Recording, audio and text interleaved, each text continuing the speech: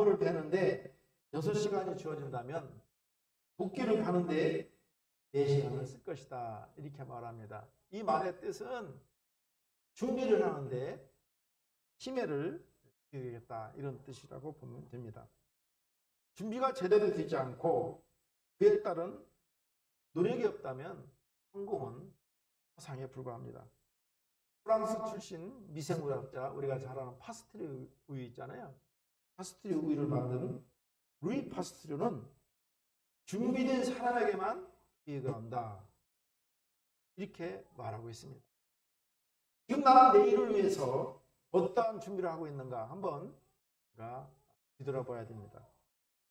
하나님은 하나님의 뜻을 이루어 나가십니다. 본문은 예수님이 제자들을 데리고 겟세마네 동산에 올라가 기도할 때 일어난 사건입니다. 예수님은 12 제자 중에서 베드로, 야고보, 요한 3명만을 데리고 기도하러 겟세마네 동산에 갑니다. 겟세마네 동산에 기도하러 가는 예수님은 제자들에게 당신의 고민을 말하고 특품으로 주결경이라고 말하고 있습니다. 내가 지금 십자가의 고난을 가는데 나는 너무도 힘들다고 이렇게 말을 하고 있습니다.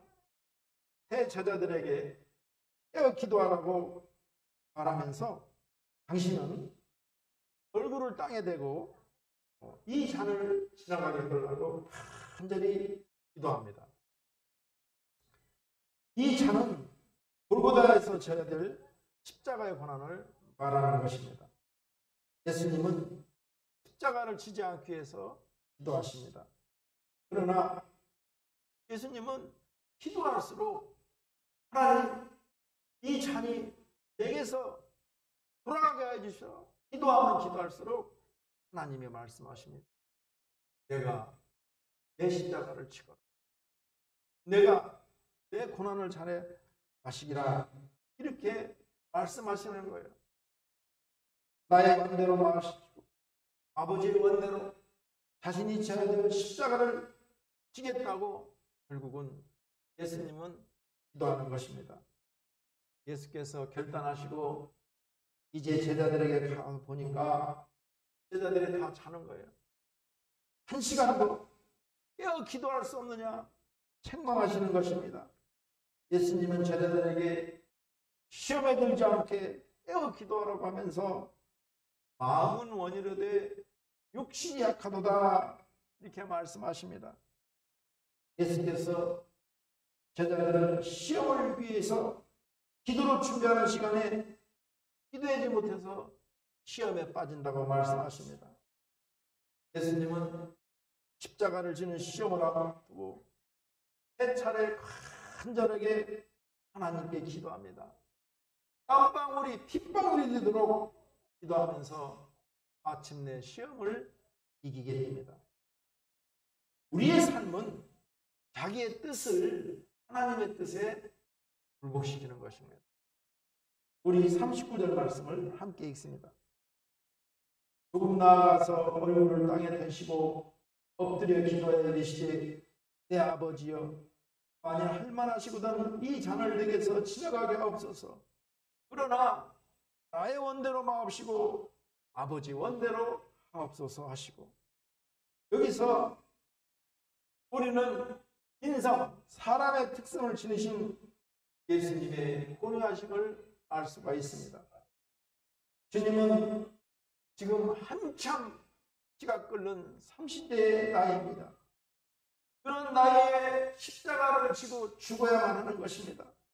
이것은 예수님에게 대단히 큰 고통이었습니다.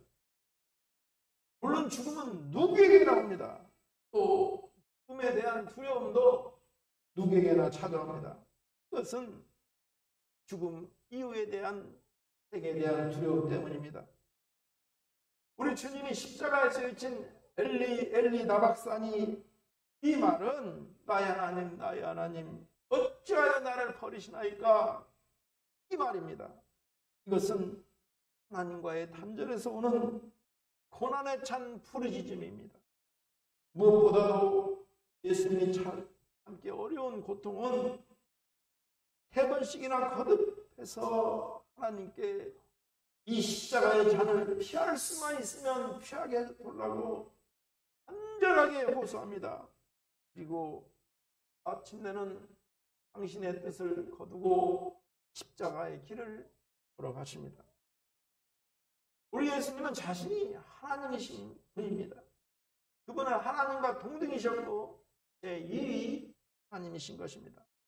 얼마든지 당신의 뜻을 하나님께 주장할 수 있습니다. 그러나 예수님은 그렇게 하지 않고 자신의 뜻을 하나님 앞에 굴복시킴으로 온 인류를 구속하십니다. 하나님께서 그를 죽음에서 일으키심으로 만유에 높아질 수 있었습니다. 여기서 우리는 성도의 삶의 자질을 도움받게 됩니다. 우리 성도들은 결코 나의 뜻을 주장하지 않고 하나님의 뜻에 나의 뜻을 굴복시키는 것입니다. 그래야 하나님께 합당한 자로 인정받게 됩니다. 누구도 자신의 뜻을 주장해서는 하나님께 인정받지 못합니다. 우리는 기도하기를 하나님 돈 벌게 해주세요. 하나님 좋은 집 주세요. 하나님 좋은 사람 만나게 해주세요. 기도하지만 그것을 주장하고 하나님의 뜻에 합당치 않게 하면은 그것은 올바른 신앙인이 아닌 것입니다. 우리의 생각과 뜻을 하나님께 맞추는 것입니다. 기도하는 것은 프레이어라는 것은 기도하고 기다리라는 뜻입니다. 프레이어는 인디어 믿고 기다리는 것입니다.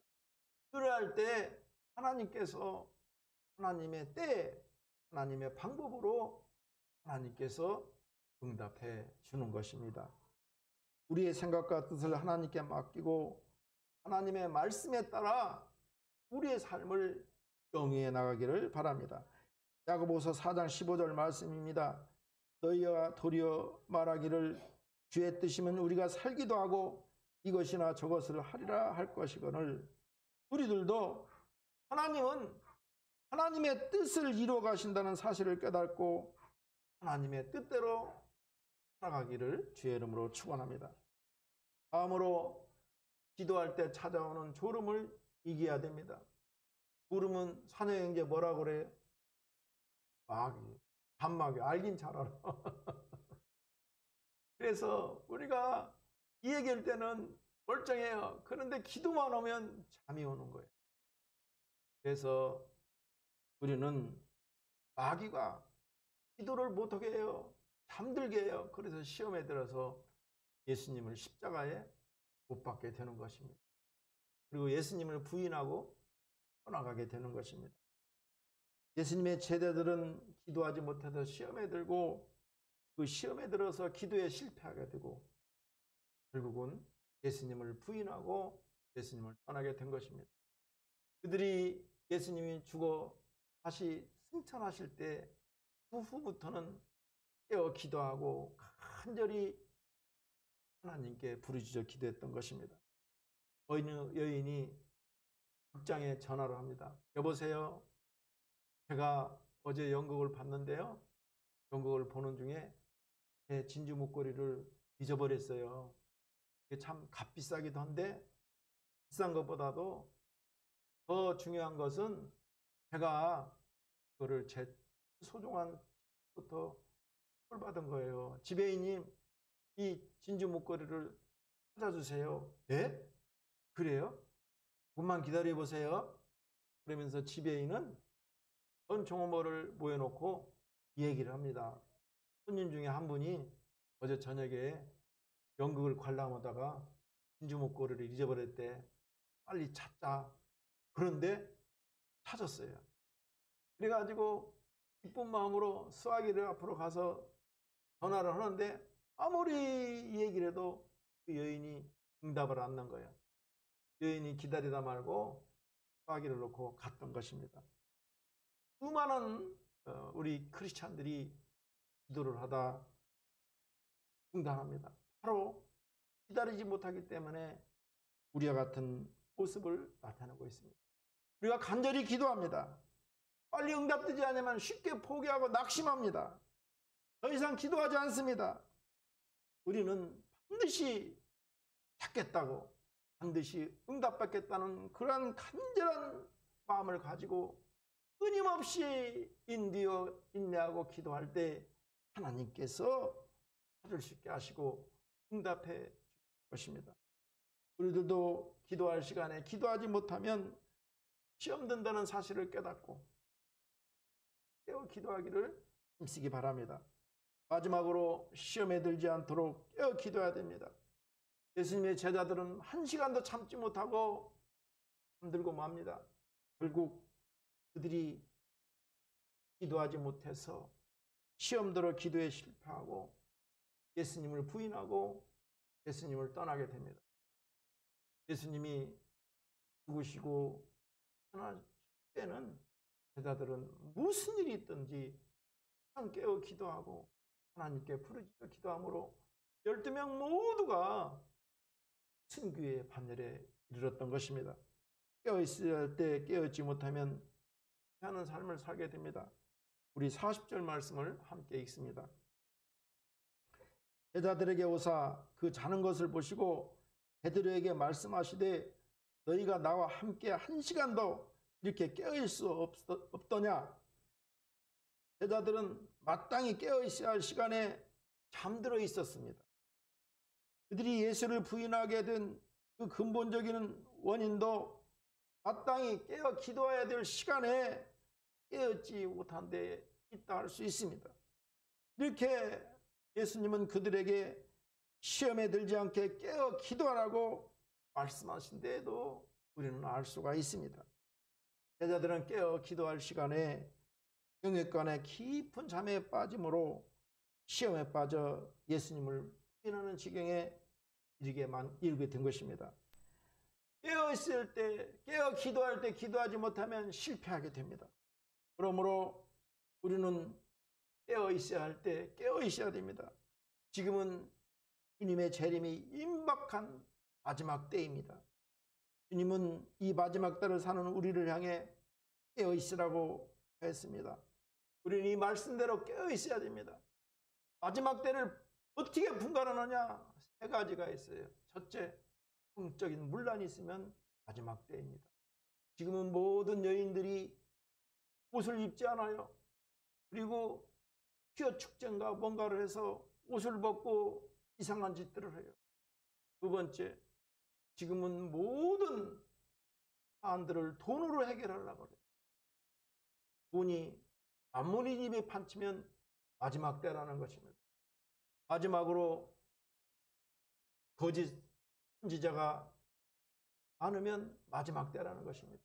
어제도 목사님이 기도하고 있는데 하나님 교회 성도라는 3분이 와서 하나님 교회를 다니라는 거예요. 제가 목사니까 그냥 할 수 없어서 한마디는 했죠.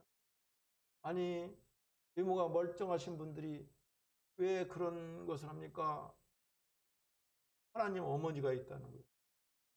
내가 하나님이면, 어머니가 하나님이면 그건 이단입니다. 그 사람들한테 뭘 더 얘기해요.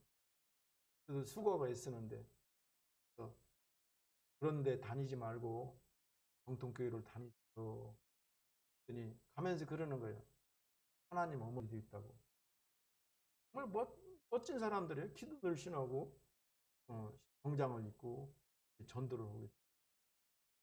이렇게 마지막 때는 거짓 사도가 펼치면 마지막 때라고 우리는 구분하는 거예요.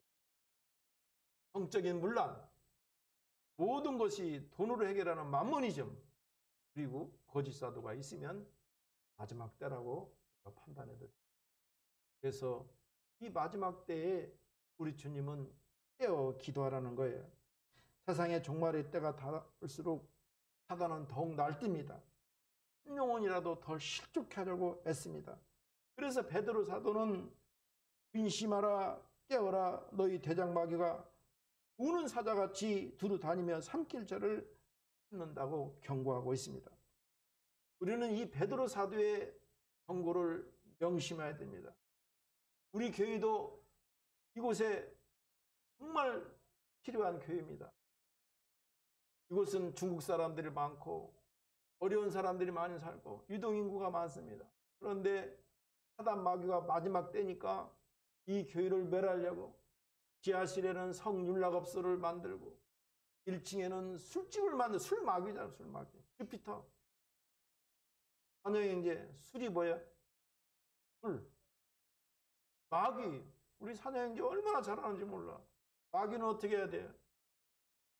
대적해야 돼. 지하실에서는 성윤락 행위를 하고 1층에서는 술마귀가 판치고, 그러면 우리 교회가 되겠어요, 안 되겠어요? 안 되지. 잘 알아. 그래서 목사님이 기도하는 거예요. 마귀는 어떻게 하겠어요? 대적하는 거예요. 대적. 마귀하고는 친할 수가 없어요. 유혹은 피해가지만 마귀는 대적하는 거예요. 목사님이 기도 때마다 음란의 영이 물러가고 술마귀가 나가라고 우리가 기도하는 것입니다. 그들이 미워서 그렇지 않아요. 어떻게 보면 불쌍하잖아요. 그 나이에 중국에 가서 뭘 할 줄 없어서 몸을 파는, 또 50이 넘은 그 초반의 나이에 뭘 할 줄 없어서 밤새 술을 팝니다. 불쌍하긴 하지만 마귀들과는 우리가 야합할 수가 없어요. 마귀는 대적하는 거예요. 이게 영적인 거예요. 그러라고 이 장소에 하나님께서 교회를 세운 것입니다. 늘 근신하고 자신을 말씀으로 책기해야 됩니다. 데살로니가 전서 5장 6절 말씀입니다. 그러므로 우리는 다른 이들과 같이 하지 말고 오직 깨어 정신을 차릴지라. 1978년 1월 21일 밤 8시경입니다. 공면을 한 강도 5명이 주식회사 악기제조 아리아 사장 집에 침입합니다. 교환들은 가족들을 칼로 인질로 잡고 위협을 강합니다. 후야 자꾸 알아보니까 이 교환들은 깡패가 아니고 그 아리아 주식회사의 직원들이었어요. 이들은 그곳에서 50%의 인상을 요구합니다. 그러나 그 회사는 50%의 임금을 인상해 줄 수가 없어요. 능력이 안 되는 걸. 그러니까 이 강도들이 경찰에 신고하고 세무서에 신고하고 수사를 하는 겁니다. 결국은 회사가 망할 지경에 됐어요. 세무조사 들어가면 탈탈 털어요. 또 경찰에 신고하면 뭐라도 잡아가요. 허태경 사장은 이제 어떻게 할 방도가 없었어요. 사태가 발생한 후에 이 아리아 주식회사 사장은 직원들을 제대로 골라 쓰지 않은 것을 후회합니다. 알고 보니까 그 허태경 사장이 장로님이었는데 이 교도소에서 출소하는 사람들이 불쌍하잖아요. 그 사람들을 다 직원으로 쓴 거예요. 그런데 이 직원들이 이 은혜를 잊어버리고 이 사장의 집에 쳐들어가 임금을 인상해 달라고 세무서와 경찰서에 신고를 한 겁니다. 허태경 사장은 이 상황에서 자기가 할 수 있는 일이 아무것도 없어요. 자기가 할 수 있는 일은 기도하는 일이에요. 그래서 회사 바닥에 무릎 꿇고 하나님께 기도합니다. 하나님께 간절히 기도했습니다. 하나님만이 도우실 수 있음을 믿었던 것입니다. 눈물로 기도합니다. 사건을 그 당시에 대구 지방신문 중앙일간지에서 크게 보도를 합니다. 그런데 그게 어떻게 박정희 대통령까지 손에 들어가게 됐습니다. 박 대통령이 이 회사의 존재를 알게 되고 직원들을 시켜서 한번 알아보라고 했습니다. 지시를 받은 그 직원들이 상황을 모두 알아보고 대통령께 보고합니다. 하태봉 사장은 교회 장로님인데 교도소에서 출소한 사람들, 그들을 불쌍히 여겨서 이렇게 직원을 채용했습니다. 그런데 그 직원들이 하 사장 집을 침해해서 급여를 50%나 올려달라고 하고 세무서나 경찰서에 신고를 해서 회사에 망할 지경에 이르게 됐습니다. 그러니까 박정희 대통령이 이놈들 나쁜 놈들이라고 여러분들 혼쭐을 내라고 하면서 임장 내년에 이 구미공단을 개발하는데 그 땅에 공단에 부지도 하나 주고 그리고 지원도 좀 해줘봐. 우리나라에도 제대로 된 악기 회사 하나 있어야 되지 않느냐고 하면서 지시를 했습니다. 그 다음에 회사는 구미공단에 6,400평의 대지에 새 공장을 짓고 그리고 이사를 하였고 그 회사는 크게 발전하게 됩니다. 훗날 이 하태봉 사장은 자기 고향의 경남 삼청인데 그 덕산 위에 하나님의 은혜에 감사해서 교회를 짓고 봉헌합니다. 하나님은 하태봉 장로의 기도를 드렸습니다. 하나님은 하태봉 사장의 그 눈물의 기도를 드렸던 것입니다. 위기의 때, 고난의 때, 환난의 때 우리는 하나님을 찾아야 됩니다. 그리고 간절히 부르짖고 하나님을 바라봐야 됩니다. 하나님께 부르짖어 도움을 구할 때 하나님께서 부르짖는 우리의 기도를 들으시고 내가 알지 못하고 크고 비밀한 일을 보이리라고 약속하고 있습니다. 우리는 기도하지 않는다면 시험이 된다는 사실을 깨닫고 시험이 올 것을 대비해서 항상 깨어 기도해야 됩니다. 깨어 기도하면 우리 하나님께서 이기게 하십니다. 제자들이 예수님이 승천하신 이후에는 말씀대로 깨어 기도했습니다. 일이 있을 때마다 하나님께서 그들의 기도를 들으시고 그들을 사용하시고 승리하게 하셨던 것입니다. 말씀을 정리하겠습니다. 하나님께서는 당신의 뜻을 이루어 나가십니다. 아무로 우리는 기도할 때 졸지 말고 깨어 기도해야 됩니다. 마지막으로 시험에 들지 않게 늘 깨어 기도하기를 힘써야 됩니다. 깨어 기도하면 하나님께서 시험을 이기게 하십니다. 이번 추석이 또 다가옵니다. 우리는 추석 때 정말로 만남의 축복이 있도록 깨어 기도하기를 주의 이름으로 축원합니다.